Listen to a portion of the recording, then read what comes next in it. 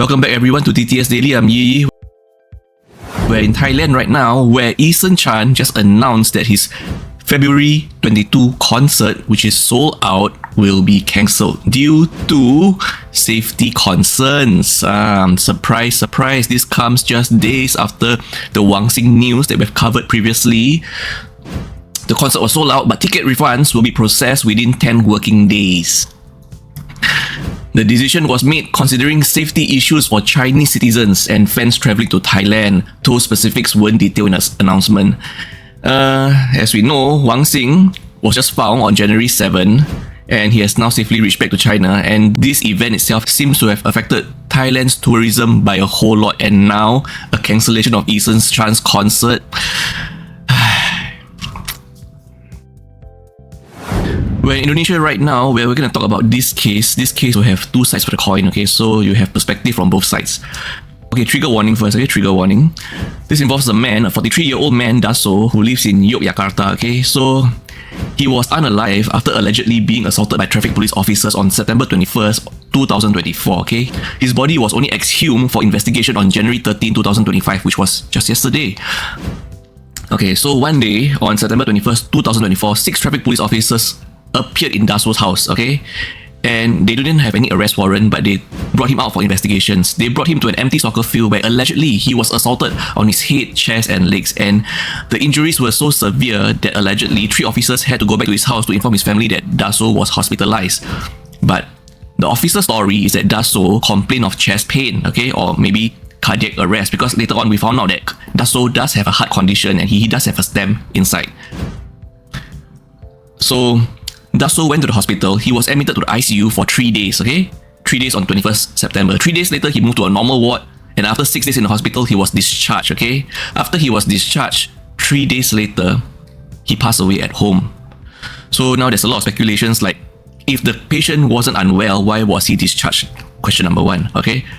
Question number 2 is, why the different sides of the story? Allegedly by family members is Daso had severe injuries to head, chest, legs, all over the body that he had to be ICU. But obviously the officers say Daso complained of chest pain or maybe, cardiac arrest because he does have a history. So people are finally asking also the main question, if Daso passed away on 29 September 2024 in his home, why didn't the family report this case earlier? Why wait until now 4 months later? Well, the family explained that they initially did not report the incident due to several mediation attempts by the officers, who offered a peace settlement of 25 million rupiah, which was rejected by the family. 25 million rupiah is roughly about USD $1,500, okay? This has been rejected by the family. Daso's family is now pursuing charges of aggravated assault causing fatality against the involved officers, okay? 3 individuals are currently under investigations, but their identities are not disclosed. So even earlier on, before September 21st, on July 12, 2024, Daso was involved in a traffic accident where he collided with a woman on a motorbike. He took the woman to a clinic, but he couldn't afford her medical fees, so he left his identity card there at the clinic because of insufficient funds. So the officers actually went to his house over this matter, okay? There's a lot of questions, and also the traffic accident that involved with this woman, the woman is safe now, she's fine. She has neck injuries supposedly, and she has to wear a neck brace, so she's fine. It didn't cause any fatality, that warranted like 6 officers into Daso's house. Anyway, we'll keep you updated if we have any developments on this case.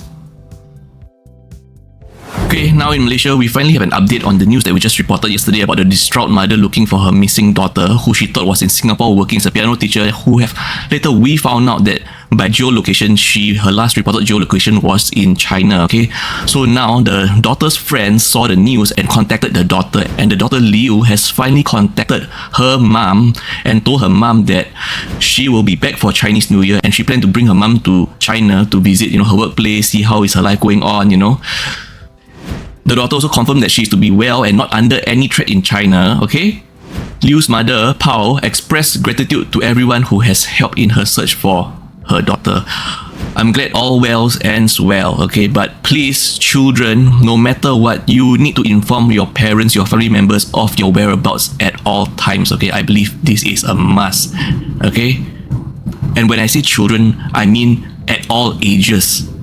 Even if you are 50 years old, over 60 years old, yes, I firmly believe you have a duty and responsibility to still inform all of your family your whereabouts. We're going to talk about a Singapore story involving a tour bus in Europe where they have tourists from Singapore, and a theft occurred on the tour bus and over $15,000 worth of luxury goods was stolen. Previously, we covered cases on where, Singaporean travelers go to overseas Europe and they take rental cars and they leave their belongings, luggage in the car. We were saying this is not safe. What works in Singapore doesn't work everywhere else. So in this case, it is not a rented car but a tour bus. I mean, if you are tourists on a tour bus, where else are you going to leave your belongings? Obviously, you're going to leave it in the tour bus, right? So this tour involved 33 people visiting France, Belgium, Netherlands, Germany, Switzerland and Italy, okay? It started on December 13 and lasted 11 days, okay? So there are a total of 5 victims, okay? We have experiences from 2 victims.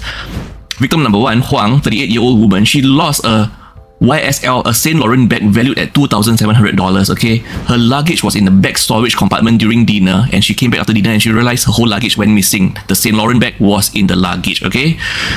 The second victim, Lee Mei Ling, lost over $9,000 in items, including a Fendi bag, Tag Heuer watch, Louis Vuitton wallet.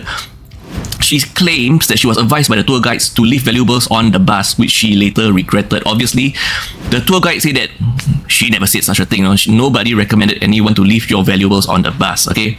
The theft happened around 9 p.m. when the tourists were at dinner. When they come back to the bus, there were no signs of forced entry and they noticed their belongings were missing inside the bus, okay? And what is also suspicious is on the day they arrived in Italy, the bus driver was complaining that the door was faulty, okay? So once again, our previous 2 cases was also rented cars that got smashed and broken into in Rome, I believe. And in this case, this happened in Italy. So the poor victims, they could only return to the hotel after the incident because it was too late and they filed a police report the next day. And they were saying that the bus driver was giving very inconsistent reports of his whereabouts during the time of the theft, So supposedly he just briefly left the bus for a brief period of time and then things went missing, Also, the tour company EU Holidays clarified that the guide did not claim that the bus was the safest place for valuables, nor did they instruct to leave items there. But then, what are the guests, the tourists going to do? There's 33 of them. They are traveling across Europe. They have so many attraction pit stops to make. I mean, lugging around their luggage at every single tourist stops. It just doesn't make sense. I mean, in this case, I would just say it. For the case of a tour bus, right, there should be someone on the tour bus at all times to make sure belongings are safe and secure. Our final story of the day, we're in Singapore, where on January 13, just yesterday, at a HDB block in Tampines Street 82, a woman can be seen on the ledge outside a 10 floors flat kitchen's window. Okay, just look at this, okay? See that woman standing there on the ledge outside the kitchen's window on the 10th floor, okay? This woman was not trying to do something foolish, okay? But she got into this predicament by somehow, while cleaning the windows, she got stuck onto that ledge. Observe this picture again one more time. And I've been trying to picture several times, like, how are you cleaning windows and suddenly have your whole body outside, stuck on a ledge? It doesn't compute. I do not understand. How does one window cleaning technique result in being your whole body stuck outside on the ledge? But I mean, can someone just explain to me, how do you clean a window and suddenly you're stuck outside on the ledge? Okay, but anyway, thankfully, the Singapore Civil Defence Force was alerted at 10:35 a.m. Okay, they used a combined platform ladder to reach her, harness her, and get her down to safety. Okay. The woman was then evaluated by a paramedic and she chose not to go to the hospital.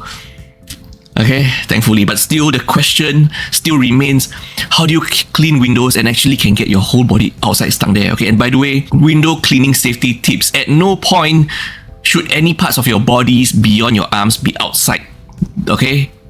Please do not climb out of the window to clean the outside of the windows, okay? If the outside of your windows is slightly dirty, so be it.